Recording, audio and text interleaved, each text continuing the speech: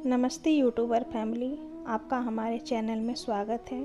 आज एकादशी व्रत कथा है जिसे मैं आरंभ करने जा रही हूँ और आप ध्यानपूर्वक उसे ग्रहण करें।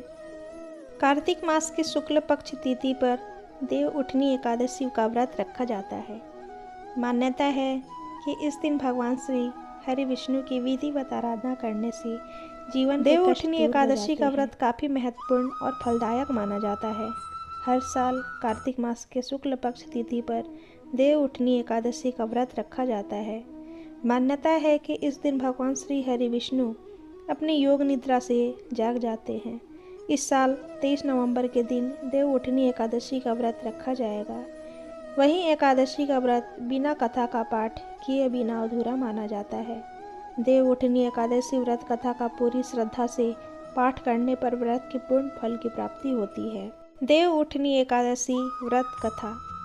एक राज्य में सभी लोग देव उठनी एकादशी का व्रत रखते थे। प्रजा तथा नौकर चाकरों से लेकर पशुओं तक को एकादशी के दिन अन्न नहीं दिया जाता था। एक दिन किसी दूसरे राज्य का एक व्यक्ति राजा के पास आकर बोला, महाराज कृपा करके मुझे नौकरी पर रख ले। तब राजा ने उसके सामने एक शर्त रखी कि ठीक है, रख लेते हैं, किंतु रोज तो तुम्हें खाने को सब मिलेगा, पर एकादशी को अन्न नहीं मिलेगा। उस व्यक्ति ने उस समय हाँ कर ली, पर एकादशी के दिन जब उसे फलहार का सामान दिया गया तो वह राजा के सामने जाकर गिड़गिड़ाने लगा, महाराज इससे मेरा पेट नहीं भरेगा, मैं भूखा ही मर जाऊंगा, मुझे अन्न दे दो। राजा ने उसे शर्त की बात याद दिलाई, पर वह अन्न छोड़ने को राजी नहीं हुआ। तब राजा ने उसे आटा दाल चावल आदि दिए।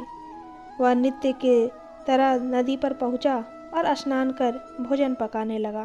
जब भोजन बन गया तो वह भगवान को बुलाने लगा, आओ भगवान, भोजन तैयार है। उसने बुलाने पर पीताम्बर धारण किए भगवान चतुर्भुज रूप में आ पहुँचे और प्रेम से उसके साथ भोजन करने लगे।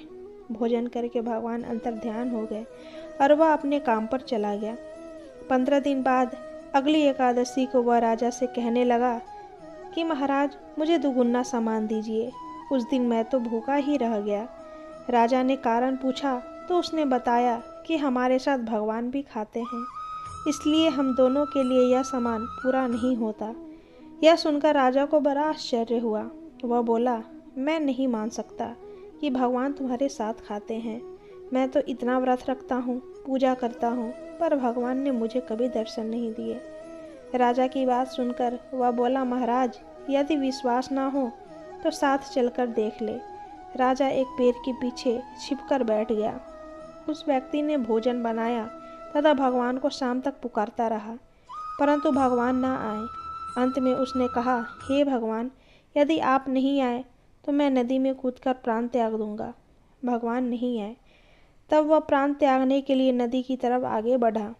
प्राण त्यागने का उसका दृढ़ इरादा जान शीघ्र ही भगवान ने प्रकट होकर उसे रोक लिया और साथ बैठकर भोजन करने लगे। खा पीकर वे उसे अपने विमान में बिठाकर अपने धाम ले गए। यह देखकर राजा ने सोचा कि व्रत उपवास से तब तक कोई फायदा नहीं होता जब तक मन शुद्ध ना हो। इससे राजा को ज्ञान मिला। वह भी मन से व्रत उपवास करने लगा और अंत में स्वर्ग को प्राप्त हुआ।